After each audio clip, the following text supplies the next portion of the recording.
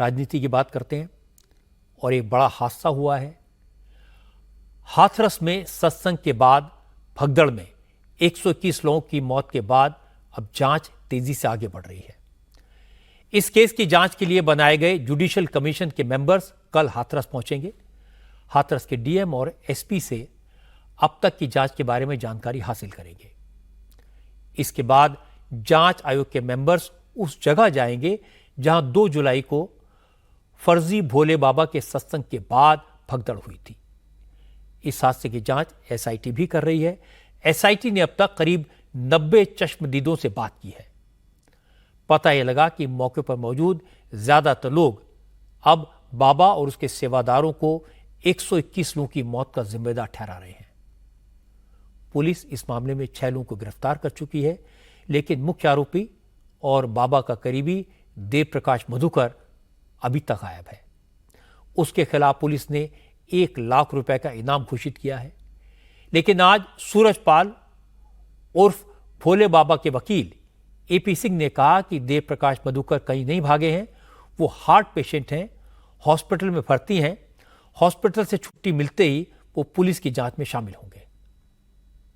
Dev Prakash Madhukar heart patient हैं। उनके परिवार में से भी इस 2 जुलाई की घटना को में मौत हुई है, मृत्यु हुई है, और उनके तो सब साथ में सेवादार थे ही, आयोजक मंडल कमेटी सब थे ही, तो पूरा परिवार ही था। तो उनकी मौत हुई है, तो उनकी भी अंतिम संस्कार की प्रक्रिया भी पूरी तरह से चल रही है।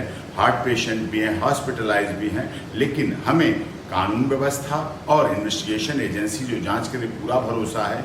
इनाम की हमें कोई बात नहीं, हम बहुत जल्दी आपको विश्वास देते हैं आपके माध्यम से, पूरी तरह से हम बहुत जल्दी जैसे ही डॉक्टर बताएंगे कि स्टेबल हैं, ठीक है, हम उन्हें पुलिस के समक्ष प्रस्तुत करेंगे, जिससे वो जांच एजेंसी के सामने और जो भी अपनी बात है और जो भी पुलिस जांच करना चाहती है वो करें और उनमें एसआईटी के सामने हम पेश करेंगे। नोट करने वाली बात यह कि जब पुलिस का एक्शन शुरू नहीं हुआ था तो सूरजपाल के कुछ सेवादार पुलिस और प्रशासन को दोषी बता रहे थे। लेकिन जब पुलिस ने गिरफ्तारियां शुरू की, रेड्स डाली, फर्जी बाबा फरार हो गया, इसलिए अब बाबा के भक्तों की असलियत भी सामने आने लगी है। इस मामले में जिन 6 आरोपियों की गिरफ्तारियां हुई हैं उनमें 2 महिलाएं भी हैं। एक का नाम मंजू देवी है, दूसरे का नाम मंजू यादव है। आज मंजू यादव के परिवार के लोगों ने कहा जो हुआ बाबा के कारण हुआ, इसलिए सबसे पहले बाबा को पकड़ना चाहिए। मंजू यादव की मदर इन लॉ ने कहा कि बाबा पर उन्हें कभी भरोसा नहीं था, वो कभी उसके सत्संग में नहीं गई, लेकिन अपनी बहू को रोक नहीं पाई और इसी चक्कर में पूरे परिवार पर मुसीबत आ गई।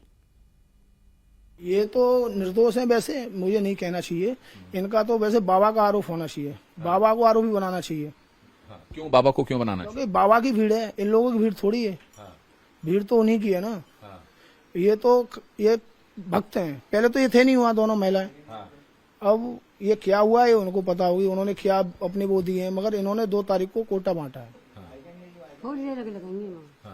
अब ये तो हम नहीं कह सकते। तो क्या कोई यूनिफॉर्म वगैरह पहन के जाती थी वो जो बाबा की सत्संग में? नहीं, कुछ नहीं। सत्संग में आप गए कभी अपनी बहू के साथ? नहीं, कोई मानता ही नहीं। कोई ना, हम मानता ही ना, बिल्कुल नहीं मानता है। तो उससे आपने पूछा नहीं कि तुम क्यों मानती हो बाबा? अब हम नहीं करना करेगा, अब जाइयो मन तुम, अब चलेंगे एक आध बार, हम तो मने करता है कि अब न जाएंगे, मने करते अब न जाएंगे, आज चले जाए तो हमें अब न जाएंगे कभी।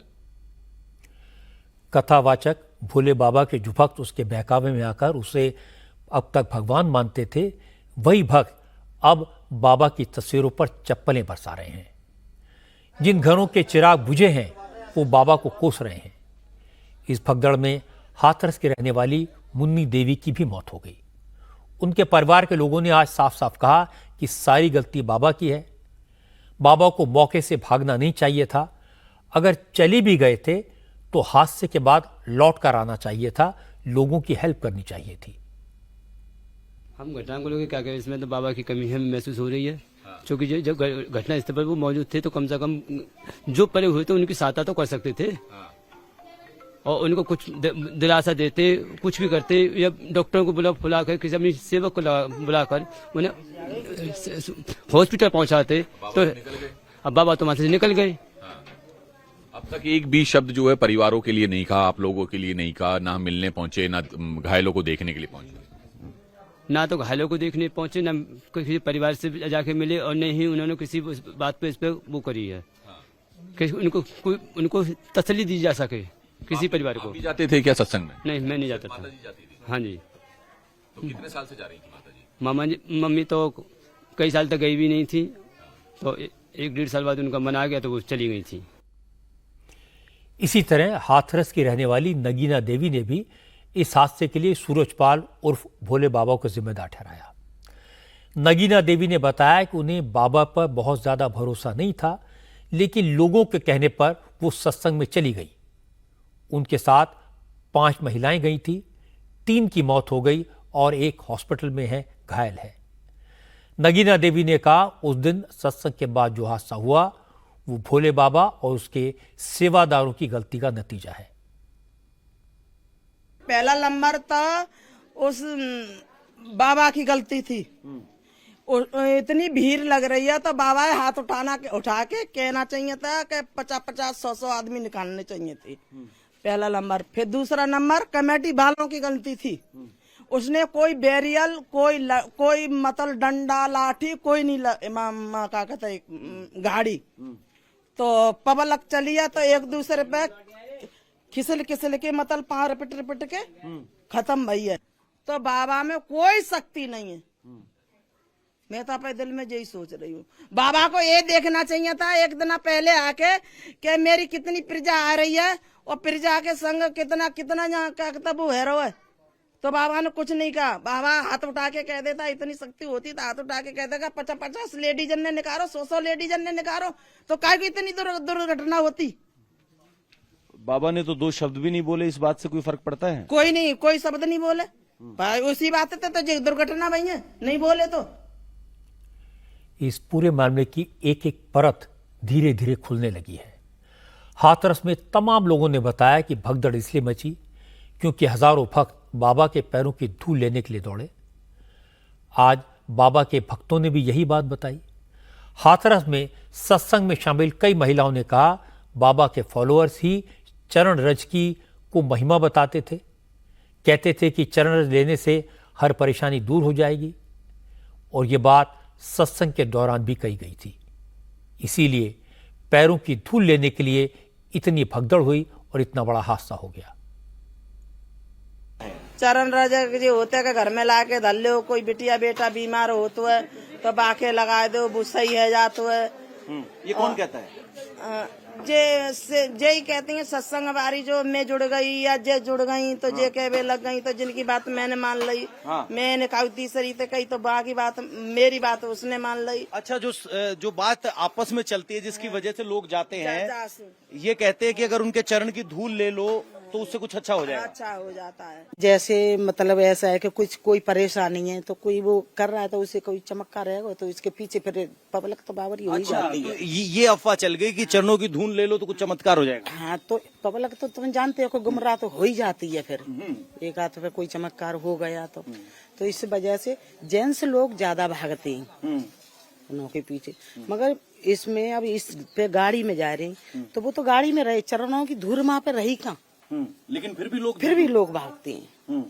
मगर हम नहीं कभी भागे। अच्छा, आप तो नहीं भागे, लेकिन क्या उस दिन भी ऐसी स्थिति थी? हाँ, ऐसी स्थिति थी। आज ऐसे तमाम लोग सामने आए जो चमत्कार के चक्कर में सूरजपाल के सत्संग में कई बार गए, लेकिन अब उनकी आंखें भी खुल गई हैं। उनका कहना है कि बाबा जिस चमत्कारी हैंडपंप की बात करता था, जिसके पानी के नहाने से बीमारी दूर होने का दावा करता था, वो सब कुछ फ्रॉड है, उससे कोई फायदा नहीं होता। अलीगढ़ में बाबा के एक भक्त ने बताया कि भगदड़ में उन्होंने अपनी मां को खो दिया। उन्होंने अपनी मां को कई बार समझाया था, लेकिन वो बात नहीं मानती थी। हर सत्संग में शामिल होती थी। दूसरे बेटे ने कहा कि उसकी एक बेटी दिव्यांग है। मां के कहने पर वो अपनी बेटी को बाबा के पास ले गया था, लेकिन कोई फायदा नहीं हुआ। अब समझ में आ रहा है कि बाबा जो दावे करता था वो सब फर्जी थे। मैं 5-7 बार लेके गए हम, हमारी लड़की को कोई फायदा नहीं है। इसी वजह से मैंने 2 साल से 3 साल से जाना आना बंद कर दिया। तो कोई फायदा ही नहीं मिला, तो जाने से क्या फायदा। और लड़की बड़ी है, 16-17 साल की है, अब उसे कहाँ उठाएं, कैसे ले जाएं, न तो चल सकती है न बोल सकती है।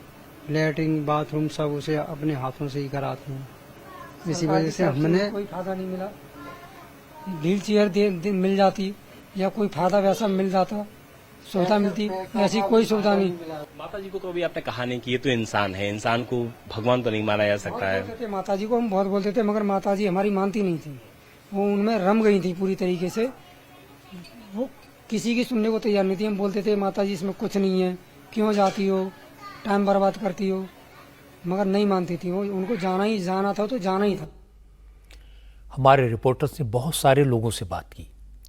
अलीगढ़ के रहने वाले छोटे लाल ने भी इस हादसे में अपनी पत्नी और बेटे को खोया है। छोटे लाल ने बताया कि हाथरस के सत्संग में वो अपनी 4 बेटियों को घर में छोड़कर अपनी पत्नी और बेटे के साथ गए थे, लेकिन भगदड़ में उनकी पत्नी और बेटे दोनों की मौत हो गई। छोटे लाल ने कहा कि इस मामले में जो भी गुनहगार है उसे सजा जरूर मिलनी चाहिए।